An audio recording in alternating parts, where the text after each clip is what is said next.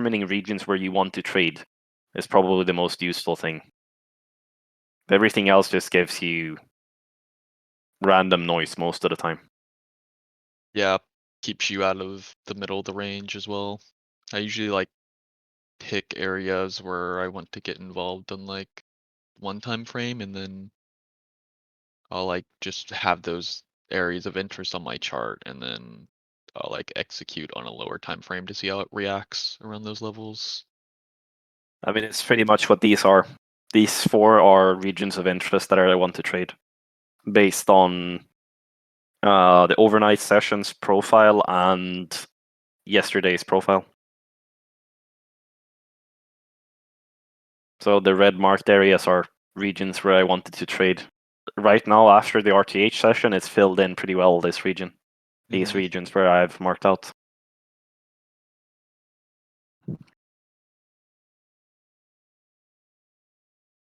Yeah, that's cool. How long have you been trading? 8 years. 8 years.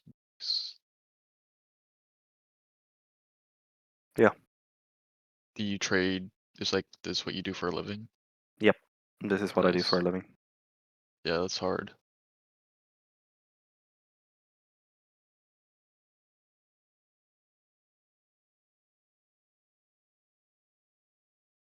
But I would say like my main source of income is definitely options trading. It's still not futures.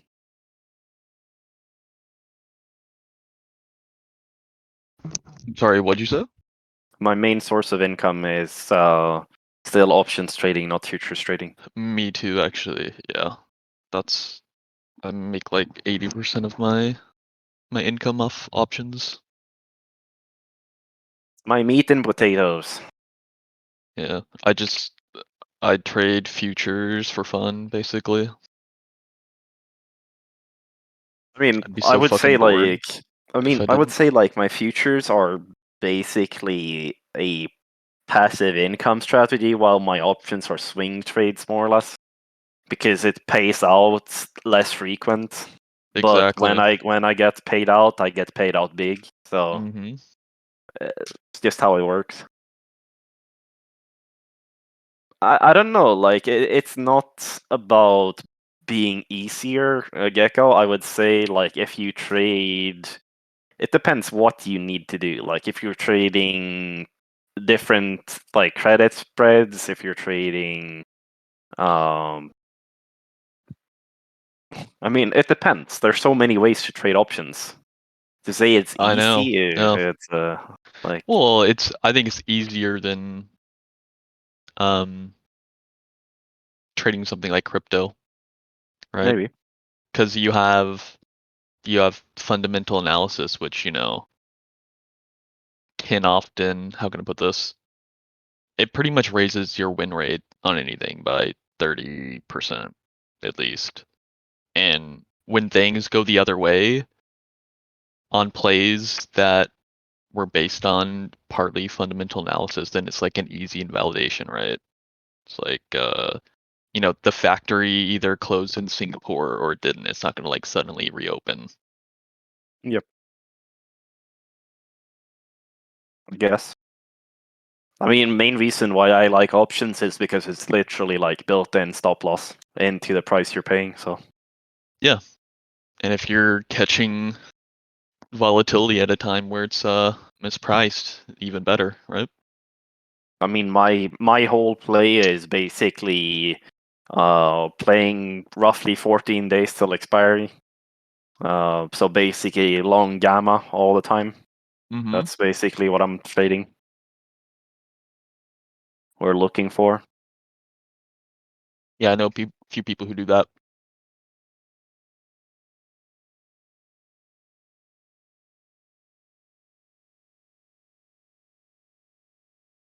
Gecko, I think like zero DTA actually has a higher leverage than if you're B2B 100%.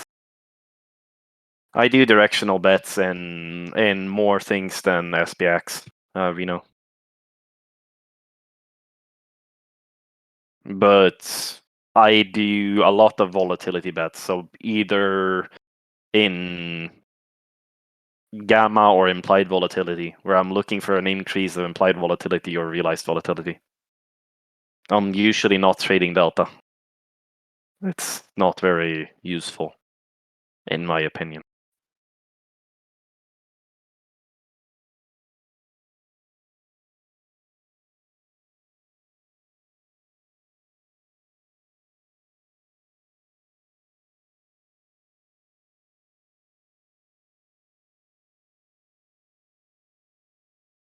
I mean, it all depends. Like I also sell like covered calls and whatnot on other positions, so that I'm holding that are really long term. That I really don't like mind if it happens to be that I sell out of it, and like if they get called away, that's what it is. There's nothing really to it more than that. Yeah, I like selling calls on like high dividend stuff.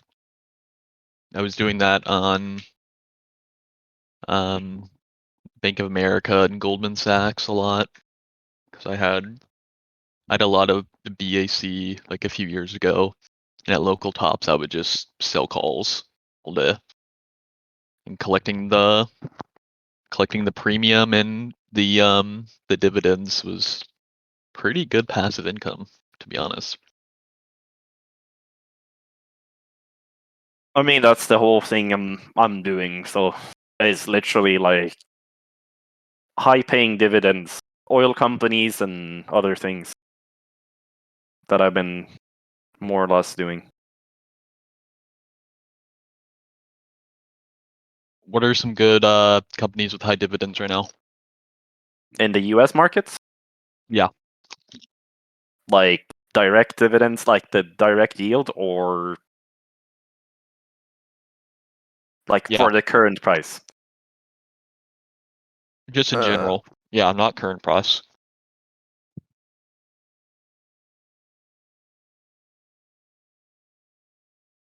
think JPM is one of the ones that I had as a pretty high yielding in relation to price last time I Ye- checked. Yeah, a lot of the bank stocks are pretty good for dividends. And you have like you could play Chevron, but it's like the price has gone up so much, it's likely that Yeah, it's kind of you're late at gonna this get point. fucked. You're gonna get fucked. So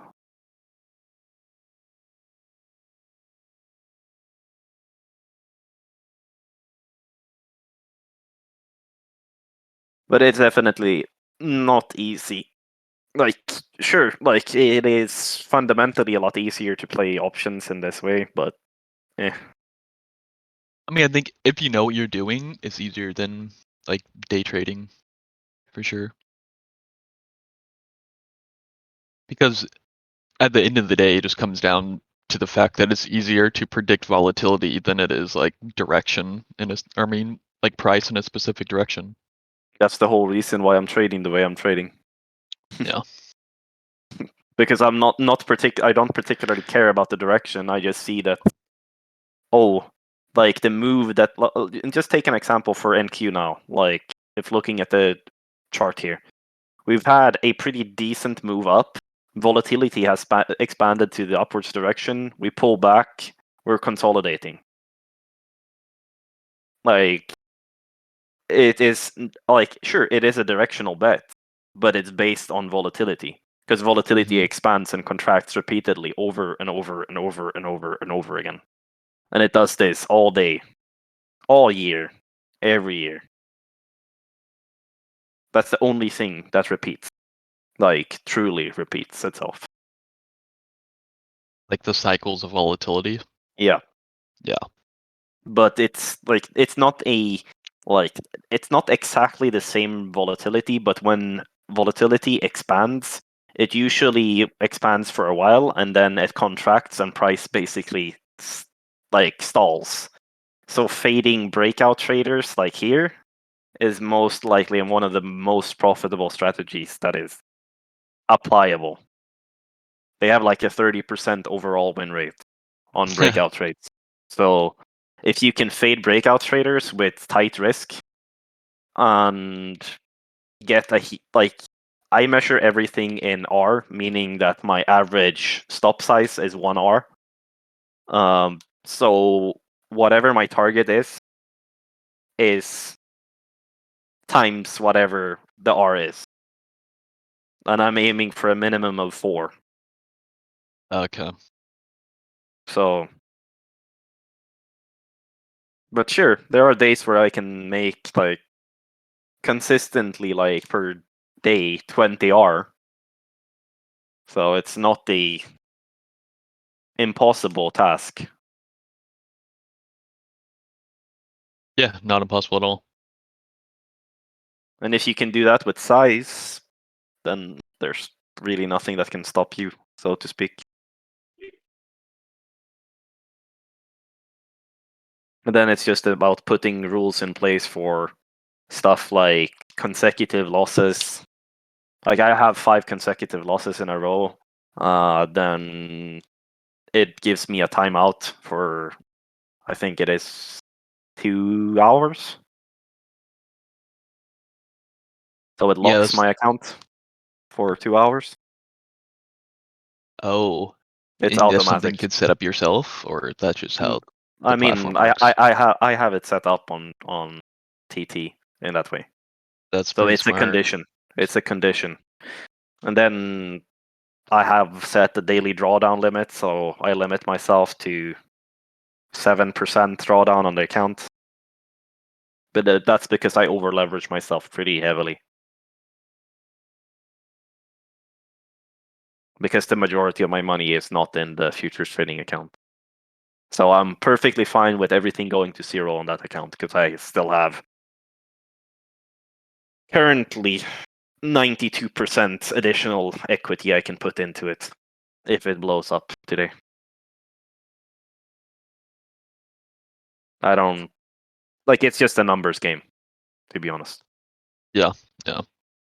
And managing your risk in the long run, like if you can make great, like sure, my long-term portfolio gives greater returns than the futures. Long-term portfolio and options portfolio is the same thing for me. So Yeah. but if I would take fewer options trades, definitely the futures have a higher return on investment for sure.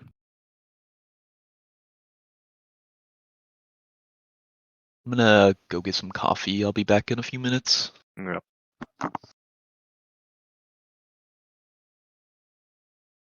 Anyone finding anything interesting? I'm just seeing this and it's like boring me to death.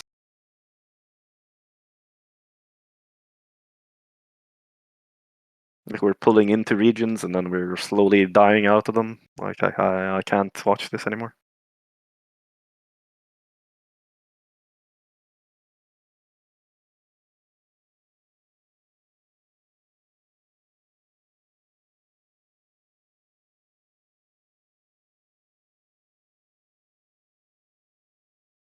Dingus, I don't think so.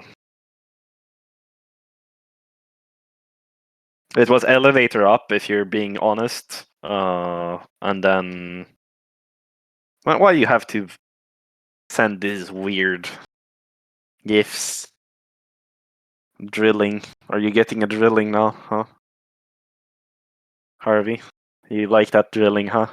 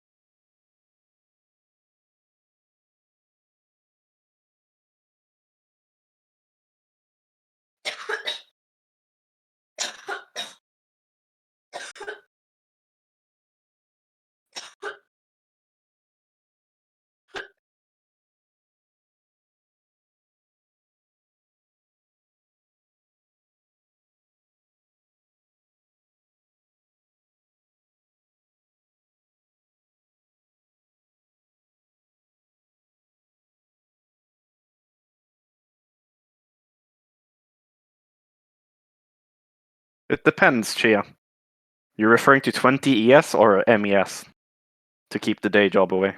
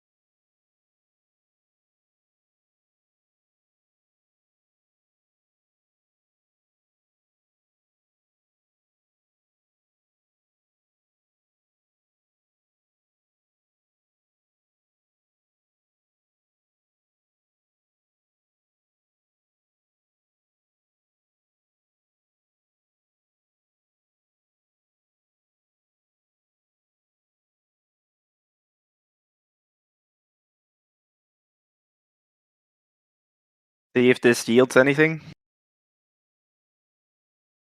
There's pretty heavy absorption at 75, so let's see. Okay. We're off to the races.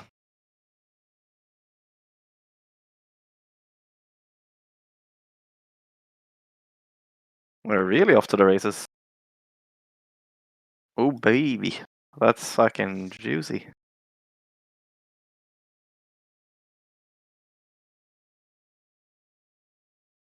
Well, scaling some.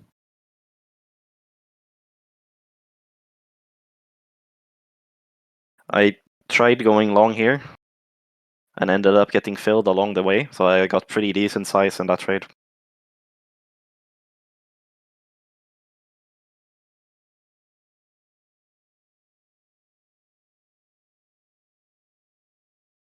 I'm flatting this sucker. This is not going anywhere. If it doesn't come back, holy shit, they're snapping it all over the place.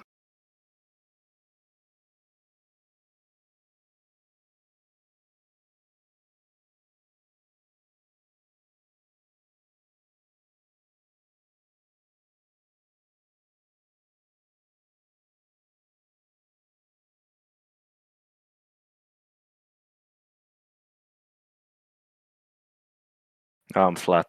Fully flat. It's nice.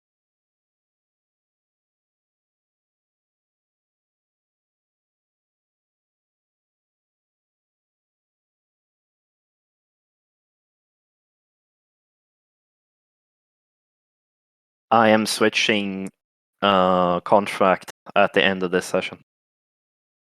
Dingus. So by Monday, if I trade, which is highly unlikely, but then I will trade on the March contract.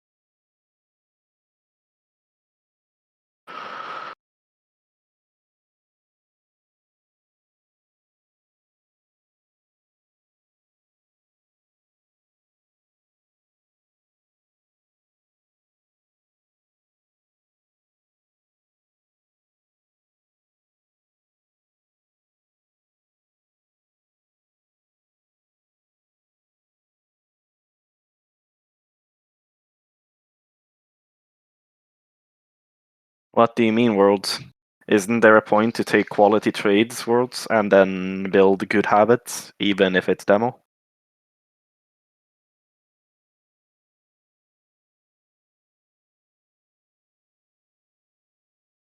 Or do you treat it differently if you're trading live versus demo?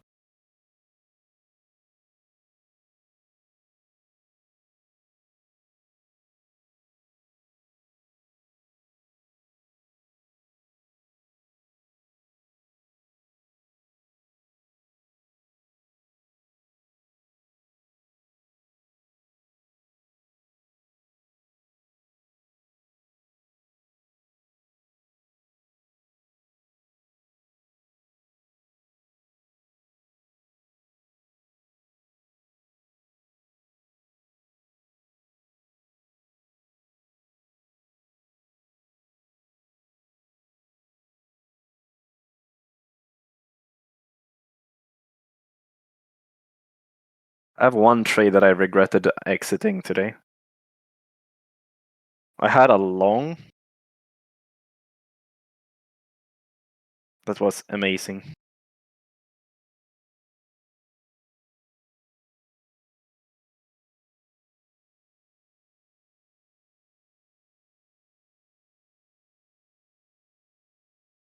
I mean, yes, like if you're intentionally trying to keep yourself out of trading noise, that is a good plan.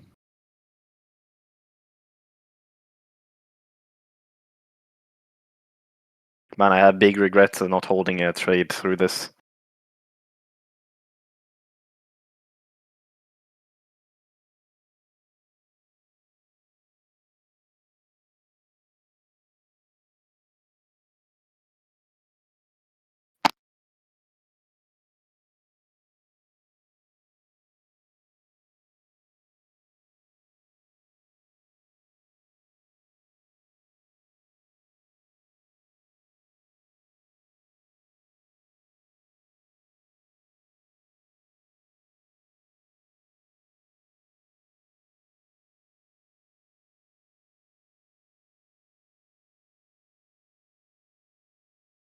See ya, Chia.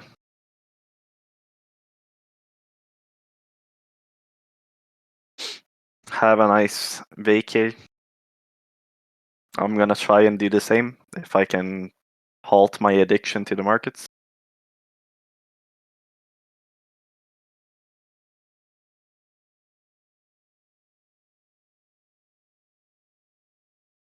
The slopes await you. Where are you going skiing?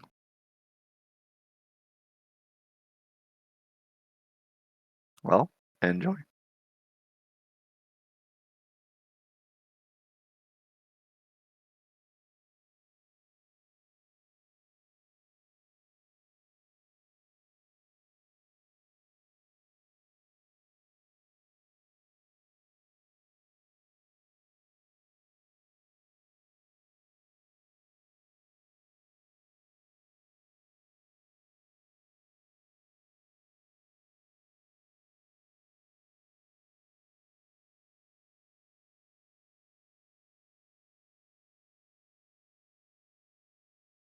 Well, I'm gonna call it. I'm not trading this shit anymore.